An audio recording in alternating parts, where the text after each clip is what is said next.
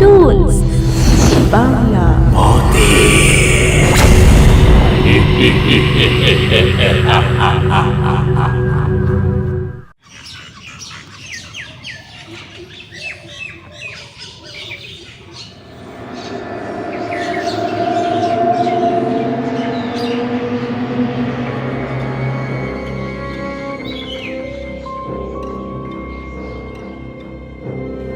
কে রে?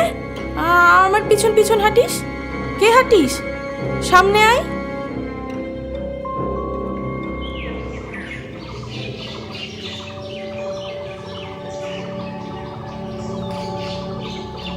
আজকের গল্পটি সম্পূর্ণ একটি সত্য ঘটনার উপর ভিত্তি করে বানানো হয়েছে, তবে গল্পটি ভালো লাগার জন্য কিছুটা পরিবর্তন করে নিয়েছি।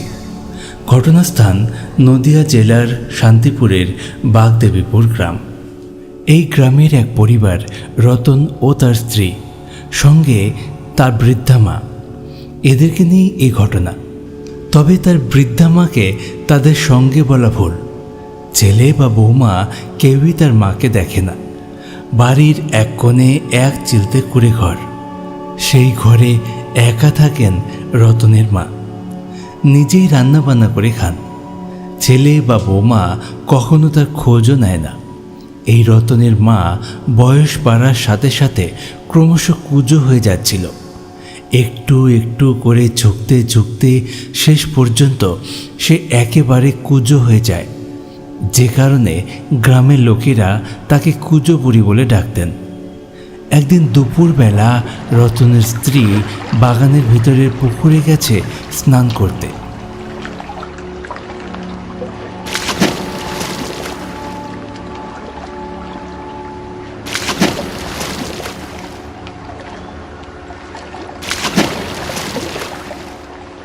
আহ, কত সুন্দর ঠান্ডা জল!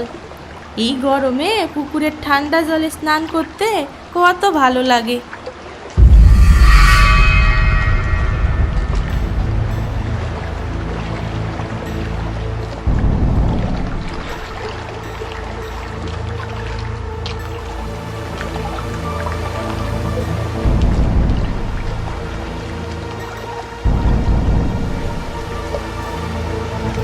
কি ব্যাপার?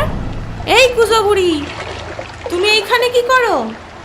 আমারে ফলো করতে করতে এইখানে আইছো না? কোমরে তো দেখি ভালোই জোর আছে। লোকের কাছে খালি বইলে বেড়াও তো আমরা তোমারে খাইতে দেই না। হেবি শয়তান তো তুমি। ঘরের কথা পরের কাছে বলার দরকার কি? মানুষের কাছে কোনো কথা কবা না, বইলে দিলাম। বাড়ির এক কোণে এখন থাকতে পারো, বেশি বাড়াবাড়ি করলে সেইখানেও থাকতে দিব না।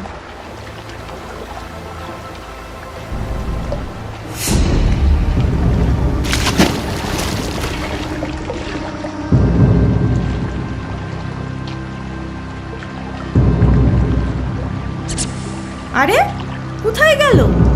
এইখানেই তো ছিল। এর মধ্যে হাওয়া। এত তাড়াতাড়ি তো হাঁটতে পারবে না, নাকি আমি ভুল দেখলাম? ওনার ঘরে যাই একবার দেখে আসি তো।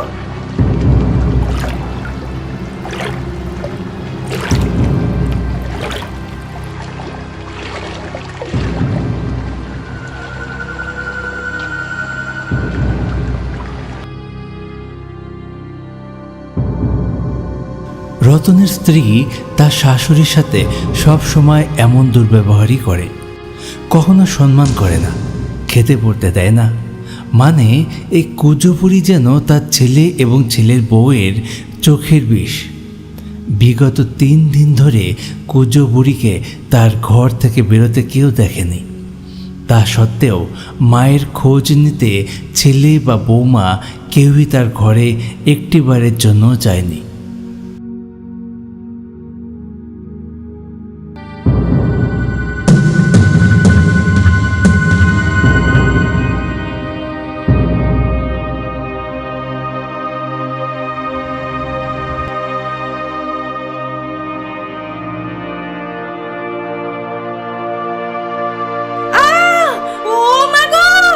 কুজো বুড়ি তো মইরে গেছে গো! কুজো বুড়ি তো মইরে গেছে!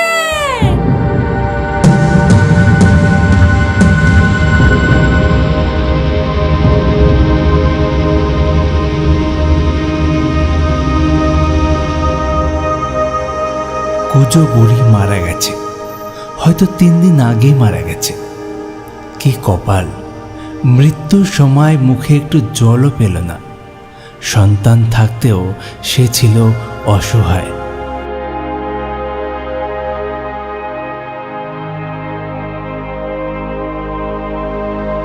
শেষ পর্যন্ত মারাই গেল। হ্যাঁ, সেবা যত্ন পেলে আর কটা দিন বেঁচে থাকতো। আরে মরে গিয়ে বেঁচে গেছে, যা কষ্ট পাচ্ছিল, দুবেলা পেট ভরে দুটো খাবারও পাচ্ছিল না। ছেলে বউ তো খেতেই দিত না, দেখতো না। রতনের স্ত্রীর চিৎকার চেঁচামেচি শুনে গ্রামের লোকজন জড়ো হয়। রতন কাজে গিয়েছিল, তাকে খবর দেওয়া হয়। রতন আসার পর গ্রামের লোকের সাহায্যে রতন তার মাকে শ্মশানে নিয়ে যাবার উদ্দেশ্যে জোগাড়জান্তি করতে শুরু করে।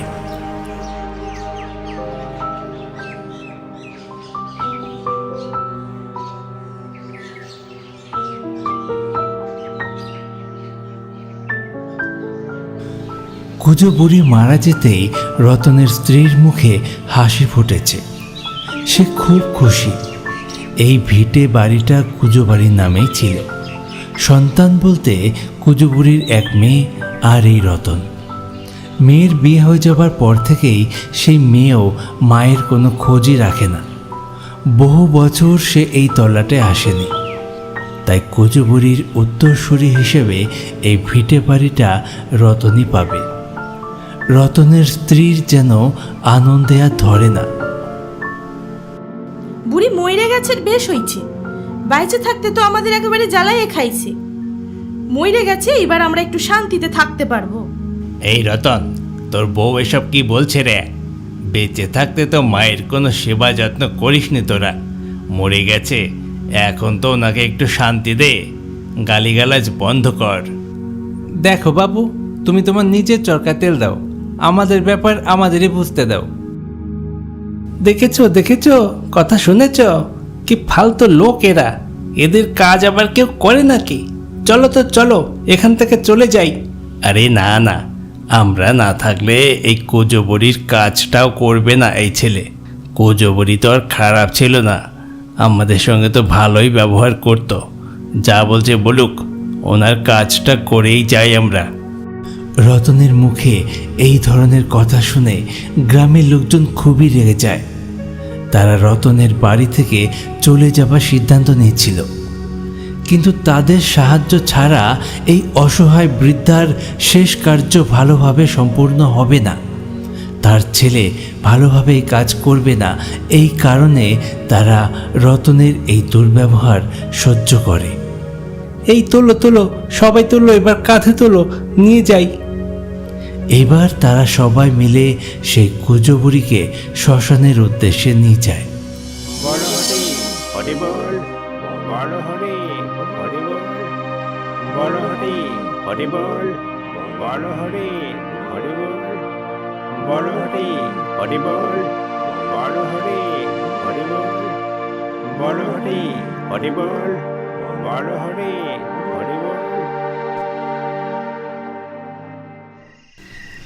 এরপর কেটে গেছে বেশ কয়েকদিন। রতন তার মায়ের শ্রাদ্ধটুকুও সঠিকভাবে পালন করেনি। গ্রামের লোকজনের কথা শুনতে হবে এই ভয়ে কোনো রকমে সেরেছে। একদিন রাত্রে রতন এবং তার স্ত্রী ঘুমিয়ে আছে।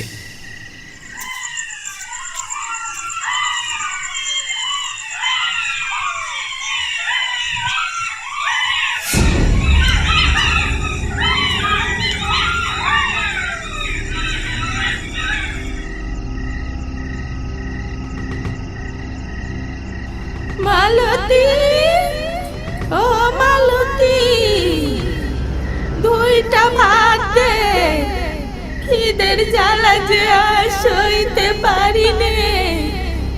দুইটা ভাত দে, খাবো। রতন, দরজা খোল।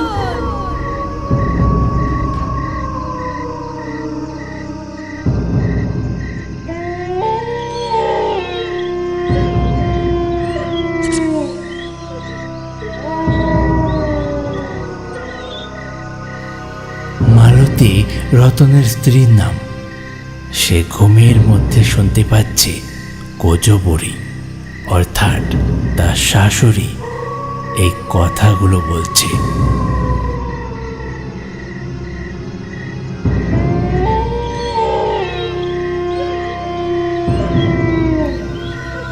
সে ঘুম ঘুম চোখে রতনকে ডাকে। কি গো, এই যে শুনছো? দেখো তো, তোমার মা আবার চিৎকার শুরু করছে, ভাত চাইতেছে।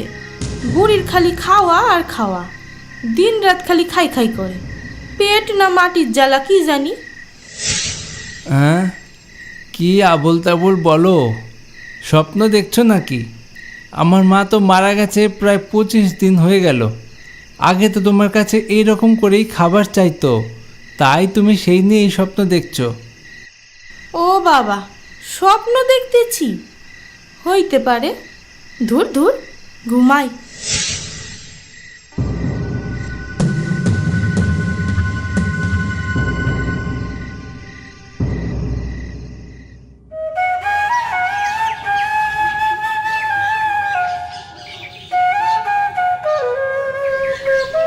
পরের দিন সকালবেলা রতন ভ্যান নিয়ে কাজে বেরোয়।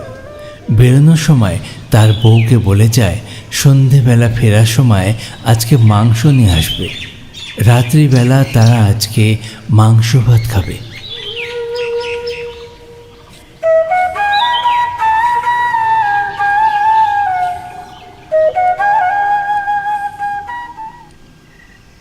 সন্ধে হয়েছে, রতন বাড়িও ফিরেছে। রতনের স্ত্রী সে মাংস নিয়ে রান্না করতে বসেছে।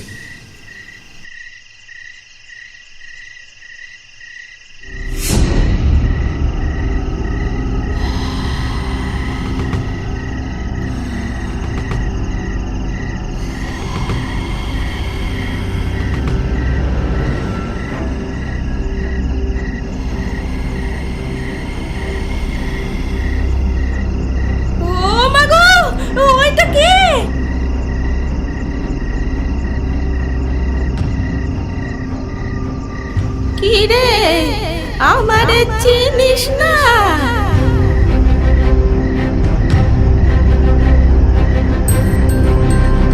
ও মা, বাঁচাও!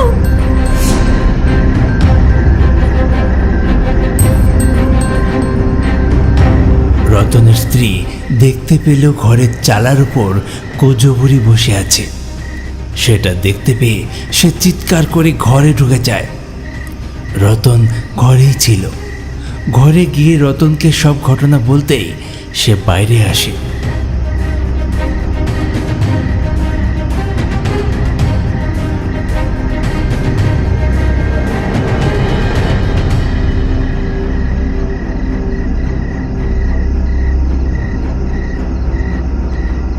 এসে দেখে রান্না করা ভাত মাংস সব ছড়ানো ছিটানো।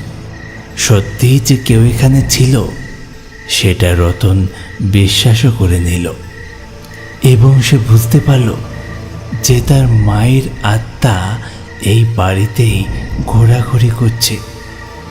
আর সেদিনকে রাত্রে তার মায়ের আত্মাই তাদেরকে ডেকেছিল। সে খুব ভয় পেয়ে যায়।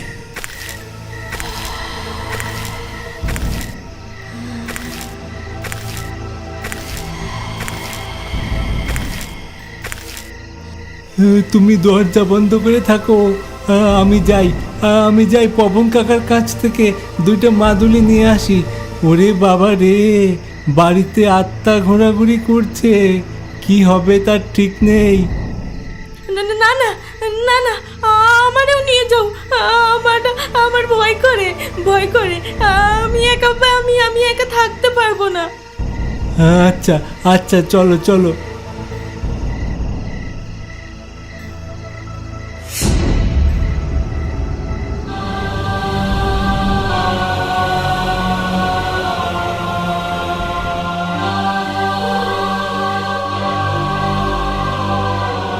তারা যেই মুহূর্তে বাড়ি থেকে বেরোতে যাবে হঠাৎ তারা থমকে দাঁড়ায়।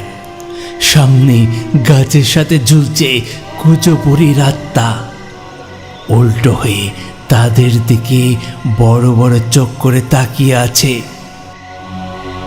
আমার ভয়ে তাবিজ পড়বি? কোনো তাবিজ কাজ হবে না। তোরা আমার সাথে যে অন্যায় করছিস, সেই অন্যায়ের শাস্তি তোদের পাইতেই হবে।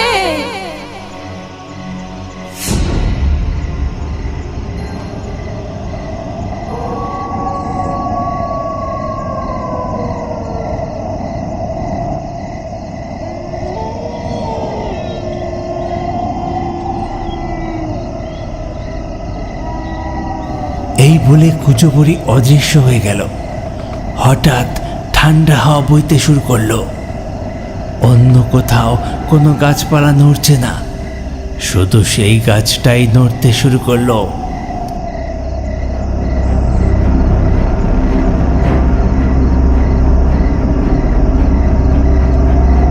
এই গাছের একটা মোটা ডাল ভেঙে ছিটকে আসলো রতন আর তার স্ত্রীর মাথার ওপর। দুজনেই উঠোনের মধ্যে পড়ে গেল। মাথা থেকে রক্ত বেরোতে শুরু করেছে।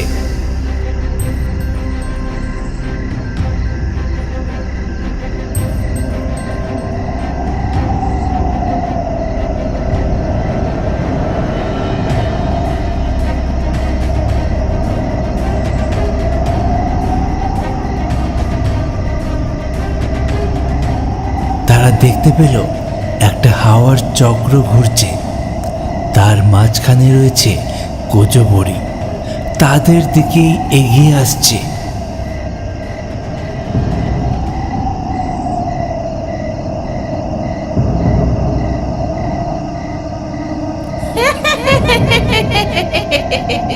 আমি বাইচে থাকতে আমার উপর তোরা অনেক অন্যায় করছিস।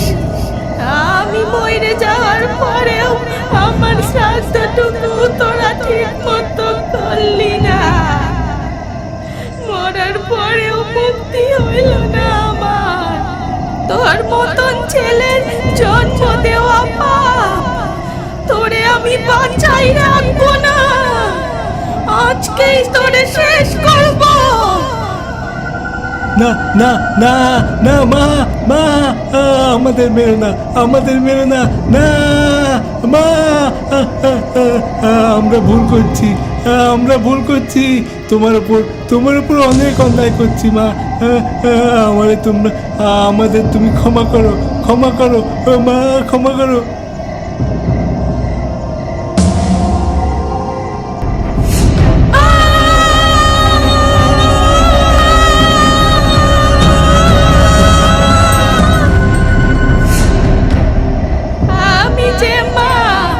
সন্তান আমার সাথে যতই অন্যায় করুক, আমি কি তারে মাইরে ফেলতে পারি?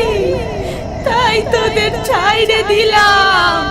ভালো হয়ে চল, এখনো ভালো হয়ে চল, নইলে তোদের কপালে দুর্ভোগ আছে।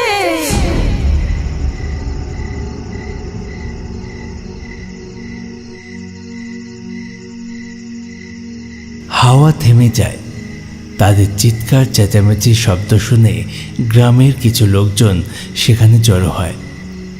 সবাই এসে দেখে তারা দুজন অজ্ঞান হয়ে মাটিতে পড়ে আছে, তাদের মাথা থেকে রক্ত ঝরছে।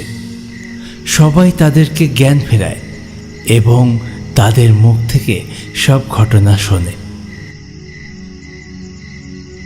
শোন রতন, তোরা যে অন্যায় করেছিস তোর মায়ের সাথে, তোদের এর থেকেও বড় শাস্তি পাওনা ছিল। তোদেরকে যে তোর মা মেরে ফেলেনি, এখনো বাঁচিয়ে রেখেছে, এর জন্য তাকে ধন্যবাদ দে।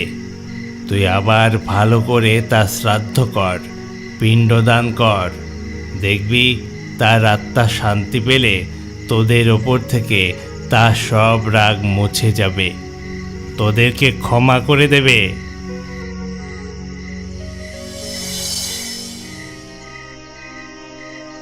পরের দিনই রতন তার মায়ের আবার শ্রাদ্ধের ব্যবস্থা করে এবং ভয় পেয়ে কঠোর নিয়ম নিষ্ঠার মাধ্যমে তার মায়ের শ্রাদ্ধ সম্পন্ন করে। এবং তারপর থেকে তার মায়ের আত্মাকে তারা আর কোনোদিন দেখতে পায়নি।